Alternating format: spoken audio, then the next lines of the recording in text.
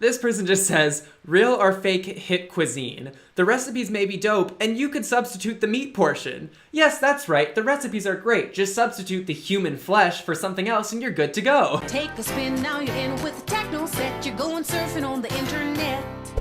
Hello, my fellow internet explorers. My name is Mason, and welcome back to the World Wide Web.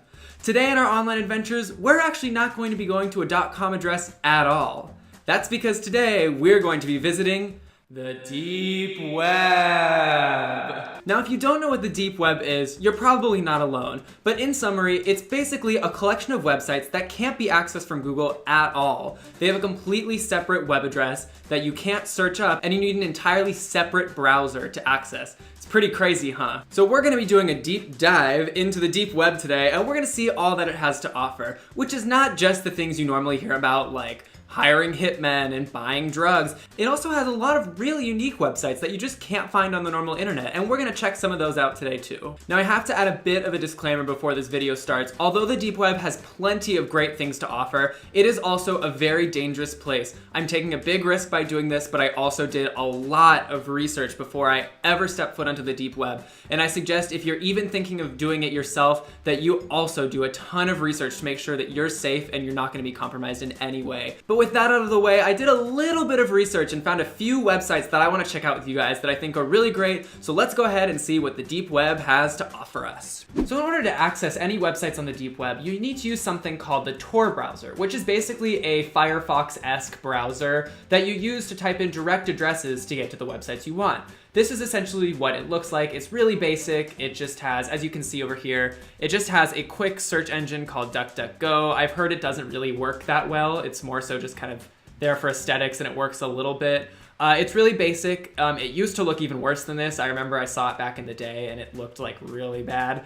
But this is what it looks like now. It's just a basic purple site, and up at the top here is where you type in an address. Things take a really long time to load on the deep web because of the extra security. They need to make sure that you're safe. It bounces around on a lot of different what are called nodes. So in order to get to the end result of the website you want to reach, it's just gonna take a long time to get there. All right, so the first website I found here is called the Hidden Wiki. And as you can see, it looks a lot like Wikipedia, just a little less fancy, I guess. And this is the deep web version of Wikipedia. It has a lot of different articles, many conspiracy theories, and we're gonna check it out a little bit. I actually really haven't looked at this much myself, so I'm gonna browse through and see if there's anything interesting to find. This first article I found is called The Matrix, and I'm really not sure what this is about, other than I know that the deep web is very famous for conspiracy theories, so I'm gonna read through a little bit and see what we can read. In my opinion, the Matrix films provide the best metaphor our society has for understanding why organized evil and oppression are allowed to exist,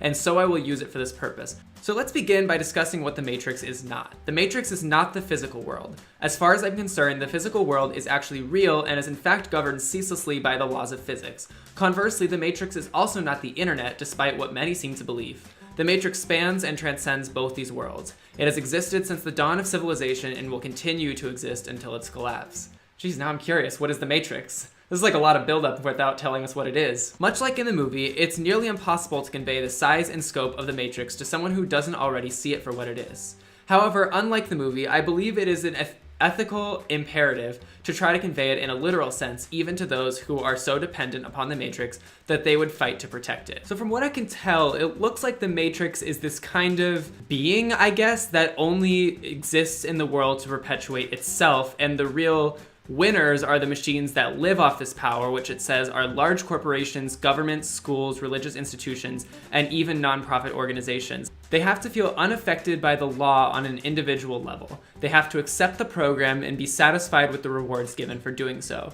They have to do their jobs, pay their taxes, and be content with their salary. Rejecting these beliefs is the first step in resisting the Matrix. From what I can tell, it looks like the Matrix is kind of an all-encompassing word for everything that people don't like about society. So things where they feel like they're being trapped in a bubble, that society is kind of like restricting them to only doing certain things, that the Matrix is responsible for all of those things, and in order to resist it, we need to come together as like a unified group of people and basically say, no, we are going to subvert these expectations and basically not do what's expected of us at all and restructure the way society works.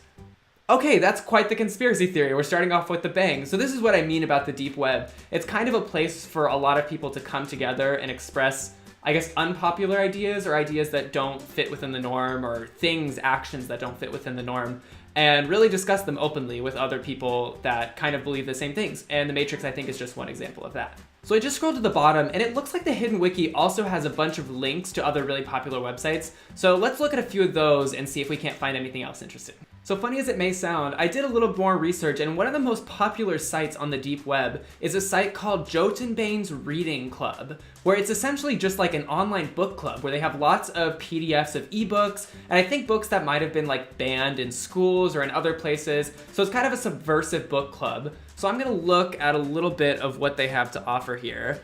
The first thing I see is the Nazi logo, so I'm assuming that this section has something to do with World War II and maybe banned texts in the United States. That would be my guess. I don't really want to look at them, also especially they're in German, so I can't read them. So I found a list of banned books. So I guess books that in the United States or maybe in general aren't allowed to be in libraries or even in PDF form. So it looks like these are books that are at risk of being lost, and this website is trying to save them by listing PDFs to them. So if I scroll a little further, I wonder if Mein Kampf is on here. Maybe. I don't know if that's banned. I feel like you can probably get that.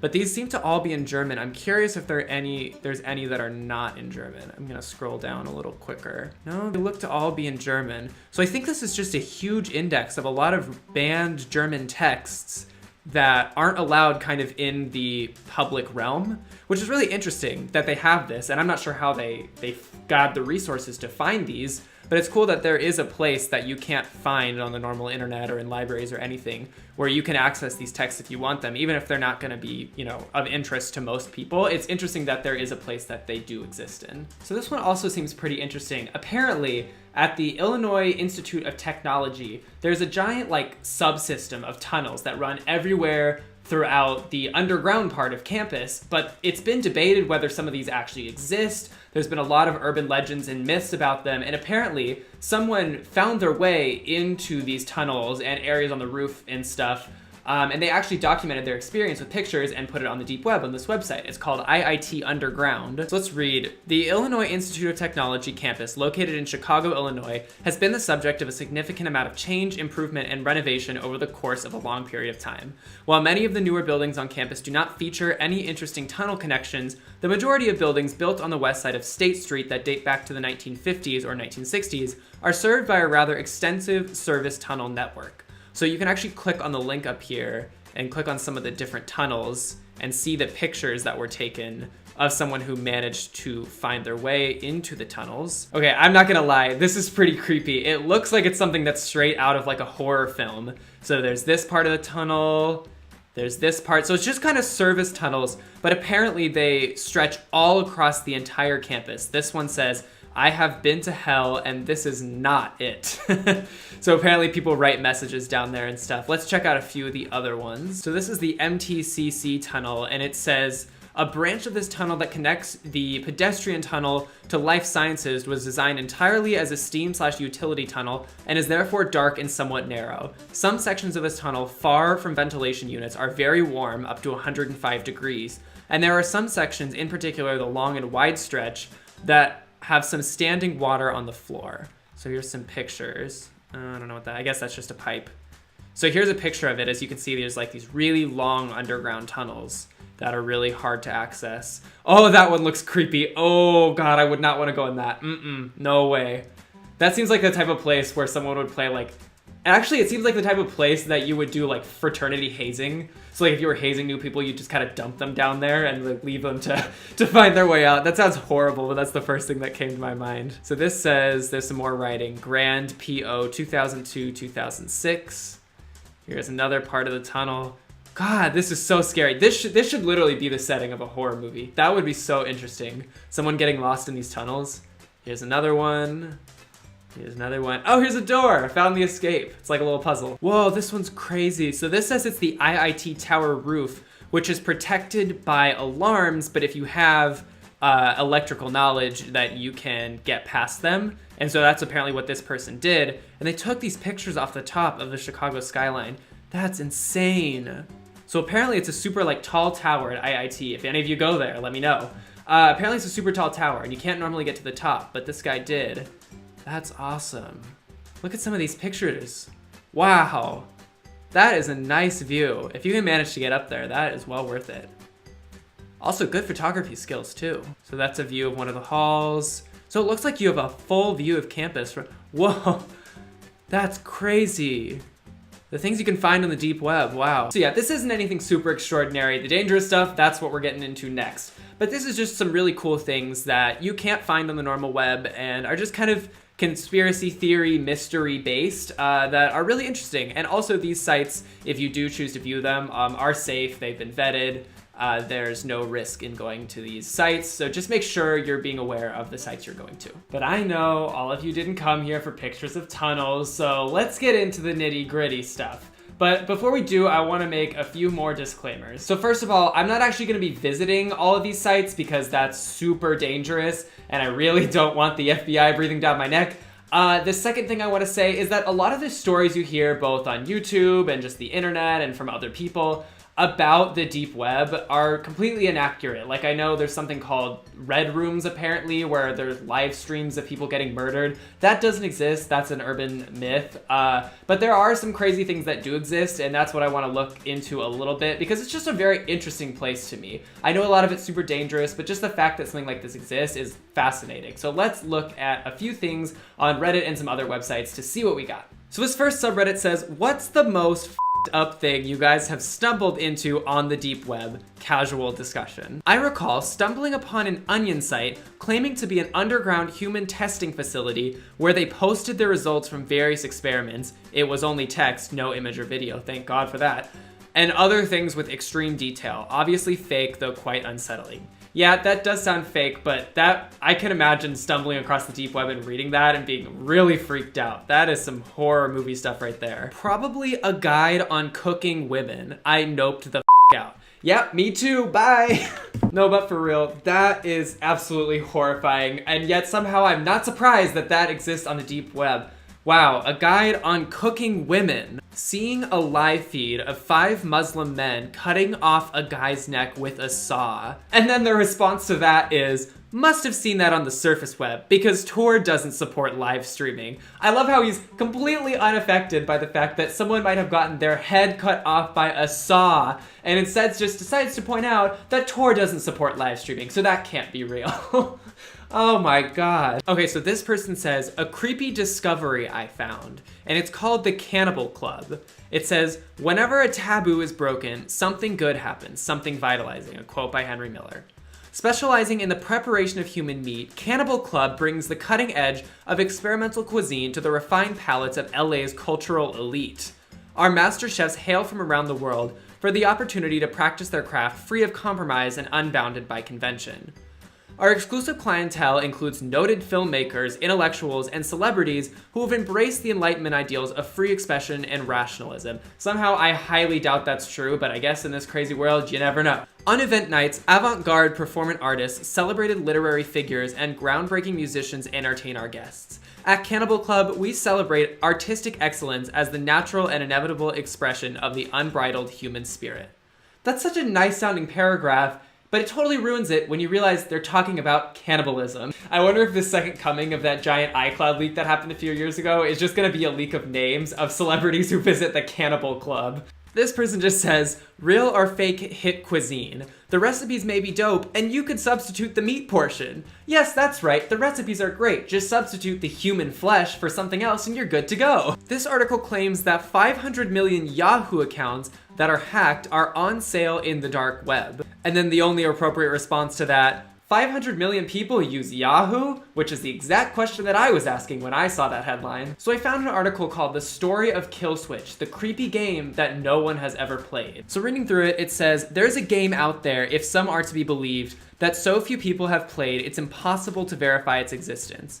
That game is Kill Switch, the story of a woman waking up in a coal mine with minor wounds and besting everything from demonic inspectors to undead miners to possessed machinery to make it to the surface. So they have some pictures of what the gameplay looks like here. You can see it's kind of a I guess, a side-on thing where you look at it from the side. So the interesting part about this is the article says, conveniently for this urban legend, kill switch is designed to self-terminate after being completed. It deletes all traces of itself on the person's computer, and customers were angry about it.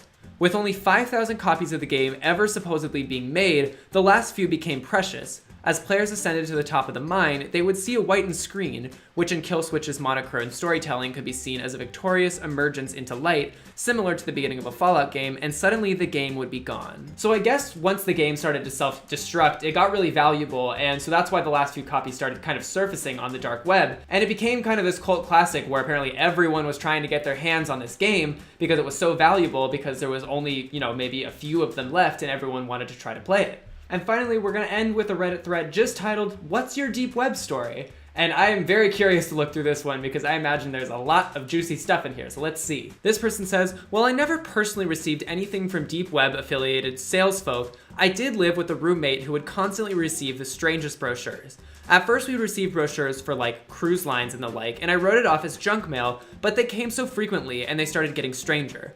Christian mingle brochures, petting zoo brochures for any and all services one can think of. I kind of felt like someone was gaslighting me, but I never said anything and the brochures would disappear as quickly as they came, so I didn't have time to stress it, until one day I walked in and my roommate was delicately cutting into a brochure and pulling out a small baggie of powder. Mother had hooked up with the most low-key dealer I had ever seen." I guess my first question about this is, what the hell is a Christian mingle brochure? But for real though, that's actually like a really stealthy way and kind of a funny way to go about it, and also proof that you can actually get drugs off the deep web. A lot of the stuff you hear is fake, but not everything is fake, and I think buying, really intense drugs and stuff is one of the real things that actually exists on the deep web. There was a German man selling pretzels. Just pretzels. I feel like this is a great way to add a layer of mystique to your product if you're a pretzel maker. Pretzels so good, they can't be sold in stores. Pretzels so good, they're listed alongside the experimental drugs. I feel like that could be true of a lot of seemingly really innocent things, like for example, the JoJo Siwa merch store on the deep web. Come buy all your JoJo Siwa merch, but especially from the deep web. This person says, "They said you could find anything you want on the deep web, but I was looking for Cher concert bootlegs and all I found were drugs." I guess what I have to say to that is, why the hell were you looking for Cher concert tickets on the deep web? I can't think of a more random thing to be searching for on the deep web of all places than Cher concert tickets. I can't say I'm shocked you found drugs, dude, because that's kinda what the deep web is for. And for our last one, this guy says, "DIY vasectomy kit on SR, or Silk Road. It was kind of a weird dentist tool looking hooks and some tube thing, $20. And the person responds, "I wouldn't have the balls to go through with this." And if that's not the most perfect way to end this, I don't know what is. So guys, I think that's gonna do it for our deep dive into the deep web today. And if there were a few takeaways I want to make sure you have when you leave this video, number one would be, don't believe everything you read on the internet. The red rooms of people getting murdered and a lot of similar things just don't exist. They're complete urban legends. You can't find them, and please don't go looking for them. The second takeaway I want you to get from this is that there's actually a lot of really cool things on the deep web. The deep web itself is not illegal. You can access it totally legally. It's just a lot of the things on there are illegal. So I want to urge you, totally urge you, if you're gonna go into the deep web, make sure you're sticking to safe sites and that you vetted them and you know what you're doing. But if all those things are true, it can be a really great place to check out, and I recommend that you try it as long as you take the proper precaution. Question of the day for today is, similarly to the German pretzel vendor, what's one thing you really would not expect to find on the deep web? Something that if you stumbled across it, you would say, what the heck is this doing on here? Let me know in the comments down below. If you'd enjoyed this video, I would really appreciate it if you would leave a thumbs up for me. And if you want to join the Internet Explorer family, click subscribe right down there. It would mean the world to me. So thank you so much for watching this video. I wish you the best of luck on all your internet travels, and I will catch you all in the next one. Peace out.